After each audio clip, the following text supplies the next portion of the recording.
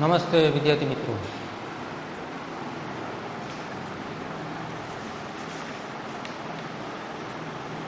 મિત્રો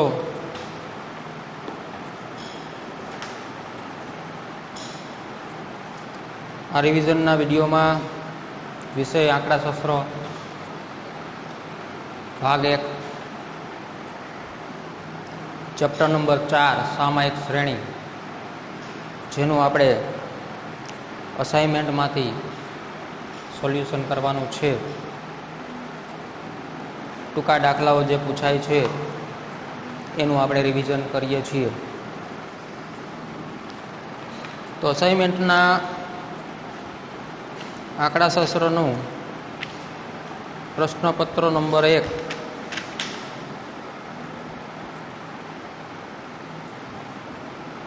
જેમાં વિભાગ ડી ની અંદર 3 માર્કનો દાખલો પૂછાય છે આપણને ચોથા ચેપ્ટરમાંથી. પેજ નંબર 74 ઉપર દાખલા નંબર 46 પ્રશ્નપત્ર નંબર 1.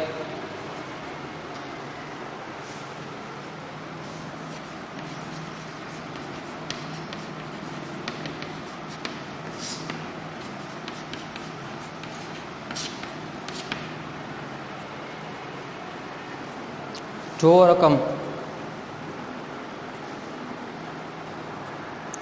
એક સામાયિક શ્રેણીના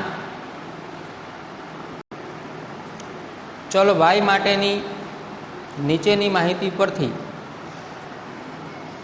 સુરેખ સમીકરણનું અન્વયાયોજન કરો.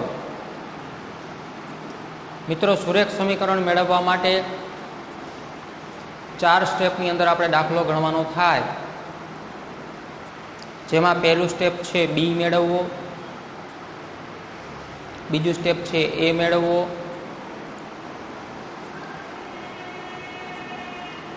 ત્રીજું સ્ટેપ સુરેખ સમીકરણ મેળવવાનું થાય.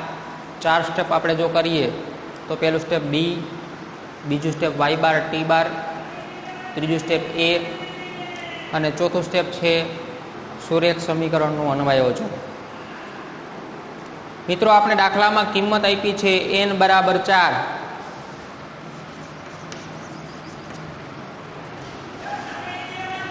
સિગ્મા y બરાબર 270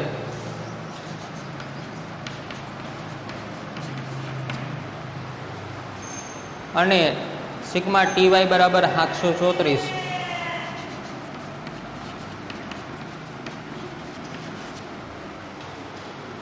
આટલી કિંમત આપણને એને આપી છે મિત્રો. પણ આ દાખલો ગણવા માટે, સુરેખ સમીકરણ મેળવવા માટે તમારી પાસે હજી થોડી કિંમત મિસિંગ છે. કઈ કિંમત? તો કે એક સિગ્મા ટી જોઈ અને સિગ્મા ટી નો સ્ક્વેર અને ટી બાર અને વાય બાર. તો મિત્રો, સિગ્મા ટી એટલે ટીની કોલમનો સરવાળો. હવે આપણી પાસે ટીની કોલમ છે નહીં, પણ જ્યારે આપણને એન આપ્યા હોય, મિત્રો હંમેશા સામાયિક શ્રેણીના દાખલામાં ટીની કોલમ છે એ એન ઉપર આધારિત હોય. દરેક દાખલામાં ટી એટલે સમય, 1 વર્ષ, 2જું વર્ષ, 3જું વર્ષ, 4થું વર્ષ, 5મું વર્ષ, જેટલા વર્ષ આપ્યા હોય એને આપણે ક્રમ આપવાના હોય છે.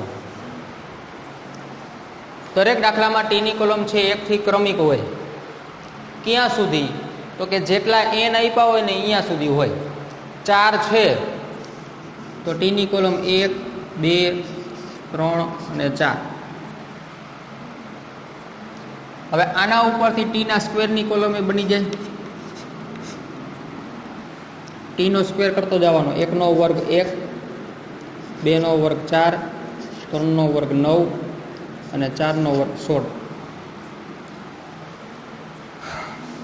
ટીની કોલમનો સરવાળો કરો, 4 ને 2 6 ને 3 9 ને 1 10. આને કહેવાય સિગ્મા ટી, જે આપને મળી ગયા. ટીના સ્ક્વેરની કોલમનો સરવાળો કરો તો 16 ને 4 20, 20 ને 29 ને 30. આને કહેવાય sigma T square. Sigma T square મળી ગયો. ટી બાર અને વાય બાર એ આપણે બીજા સ્ટેપમાં મેળવશું. પહેલું સ્ટેપ બી.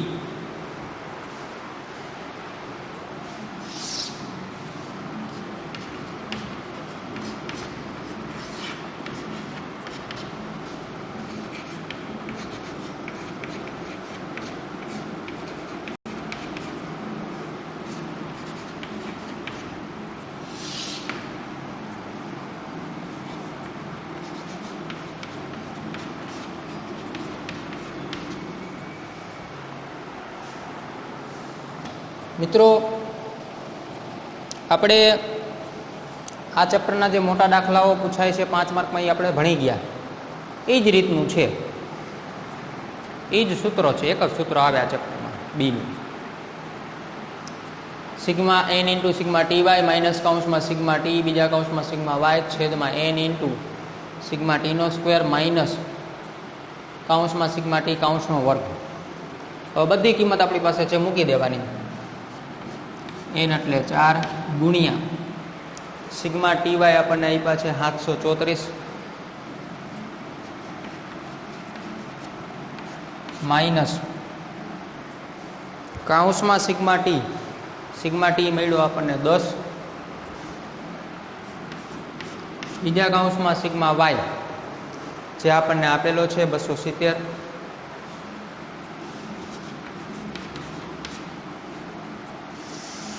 છેદમાં એન એટલે 4 ગુણ્યા સિગ્મા ટીનો સ્ક્વેર મળ્યો આપણને 30 માઇનસ કૌંસમાં સિગ્મા ટી, કૌંસની અંદર સિગ્મા ટીની કિંમત મૂકવાની 10 અને પછી એનો વર્ગ કરવાનો. તો ગણતરી કરો 4 ગુણ્યા 734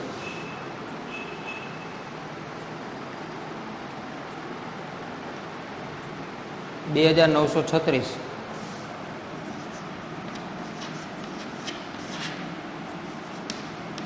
માઇનસ 10 ગુણ્યા 270 2700 છેદમાં 4 ગુણ્યા 30 120 10નો વર્ગ 100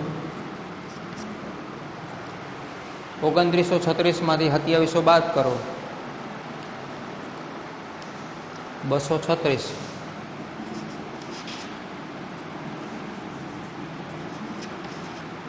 એના ભાગ્યા 120 માઇનસ 100 એટલે 20. 236 ભાગ્યા 20 કરો 11.8.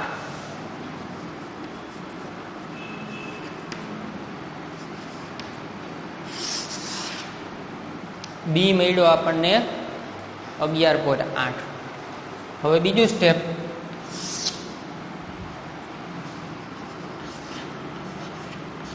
વાય બાર અને ટી બાર મેળવવો. જો વાય બાર આપણને આપી દીધો હોય, ટી બાર આપી દીધો હોય તો બીજું સ્ટેપ કરવાની જરૂર નથી. પણ વાય બાર ને ટી બાર આપણને નથી આપ્યા તો વાય બારનું સૂત્ર સિગ્મા વાયના છેદમાં એન બરાબર સિગ્મા વાય આપ્યો છે 270 અને એન 4 છે 270 ભાગ્યા 4.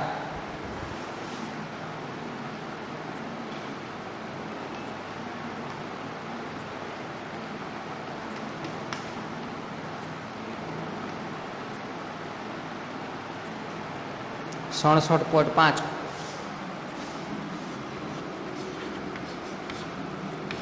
આ આપણને મળ્યો વાય બાર. હવે ટી બાર એનું સૂત્ર સિગ્મા ટીના છેદમાં એન. સિગ્મા ટી આપણને આપ્યો છે 10 ભાગ્યા 4 2.5 આવશે.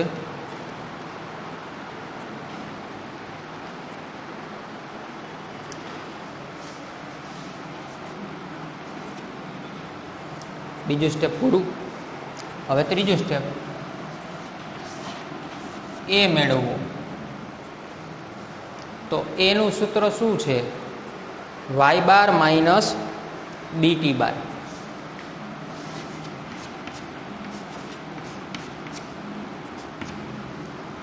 તો કે વાય બાર મળ્યો આપણને 67.5 માઇનસ બી મળ્યો આપણને 11.8 કાઉન્સમાં ટી બાર આપણને મળ્યો 2.5 બરાબર 67.5 માઇનસ 11.8 ગુણ્યા 2.5 કરવાના 29.5 અને બાદ બાકી કરી નાખવાની એટલે આપણને મળે એ.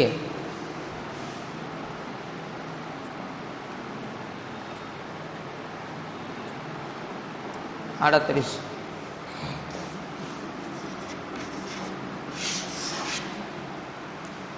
એ મળી ગયો, બી મળી ગયો. સુરેખ સમીકરણમાં મિત્રો એ અને બી ની કિંમત જોઈ અને છેલ્લું સ્ટેપ આપણું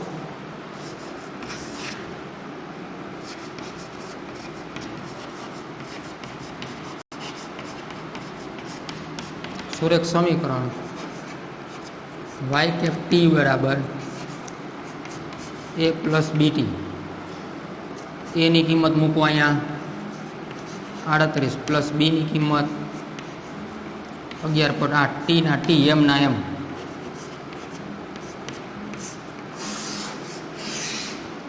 આ આપણો ફાઇનલ જવાબ કહેવાય. મિત્રો જો બીની કિંમત માઇનસમાં મળતી હોત તો અહીંયા પ્લસ માઇનસ માઇનસ થઈ જાય, આ યાદ રાખવાનું. તો સીધા જ માઇનસ મૂકી દેવાના. હવે બીજું મિત્રો, સામાયિક શ્રેણીનો ટૂંકો દાખલો આ એક જ રીતનો આવ્યા. હવે આમાં એક ફેરફાર આવી શકે. શું કે ઘણી વખત આપણને એન ન આપ્યું હોય તો ટીની કિંમત, ટીની કોલમ કેવી રીતે બનાવવી. એન આપ્યા હોય તો ટીની કોલમ એકડેથી આપણે માંડીને 4 સુધી, એન 5 આપ્યા હોય તો 5 સુધી, એન 6 આપ્યા હોય તો 6 સુધી આપણે મૂકતા હોઈએ છીએ. પણ એન જ ન આપ્યા હોય તો શું કરવું? તો મિત્રો જ્યારે એન નો આપ્યા હોય ત્યારે આપણને એને ટી બાર આપ્યા હોય અને ટી બાર ઉપરથી એન નક્કી થાય. કેવી રીતે? તો આ એક વસ્તુ યાદ રાખજો.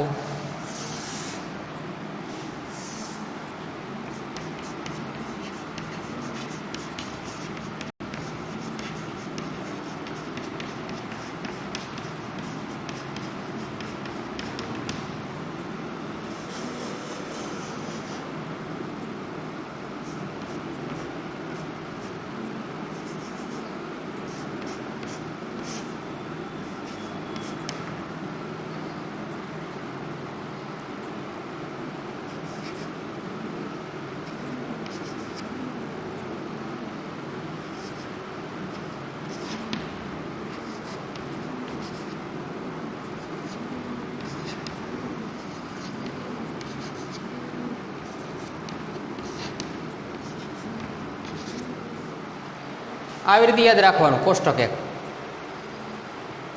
ટી બારની કોલમ 1.5 થી ચાલુ કરવાની, પછી 0.5 ઉમેરતા જવાના. 1.5 માં 0.5 ઉમેરો એટલે 2, 2.5 3, 3.5 4, 4.5 અને એન છે 2 થી ચાલુ થશે ક્રમિક. 2 3 4 5 6 7 8 ક્રમમાં હાલ્યા જાય. એટલે કે ટી બાર 1.5 આપ્યો તો એના એન કેટલા હોય? 2. ટી બાર 2 આપ્યો તો એન કેટલા હોય? 3. ટી બાર 2.5 આપ્યો તો એન 4. આવી રીતે એનની કિંમત નક્કી થાય. અને એનની કિંમત નક્કી થઈ જાય એટલે ટીની કોલમ પછી આપણે બનાવી શકાય. તો દાખલામાં આપણને આવું કંઈ કંઈ આપ્યું હોય કે ટી બાર આપ્યું હોય, એન ન આપ્યું હોય, તો ટી બાર ઉપરથી આવી રીતે એન મેળવી શકાય. આ એક કોષ્ટક યાદ રાખવાનું તમારે. રેડી? હવે હોમવર્કમાં આંકડા શાસ્ત્રમાં પ્રશ્નપત્ર નંબર 2 એમાં ડીનો 46મો દાખલો હોમવર્કમાં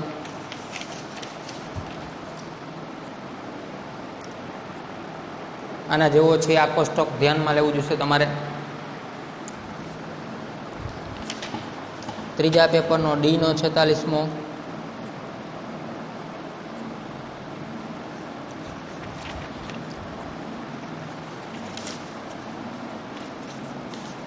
પછી પાંચમા પેપરનો ડીનો 46મો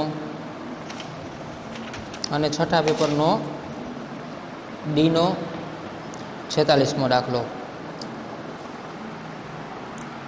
એટલે કે બીજા પેપરથી માંડીને છઠ્ઠા પેપર સુધીનો સામાયિક શ્રેણીનો વિભાગ ડીનો 46મો દાખલો તમારે હોમવર્કમાં કરવાનો રહેશે. આટલું આંકડાશાસ્ત્રનું તમારે હોમવર્ક કરવાનું રહેશે. રેડી?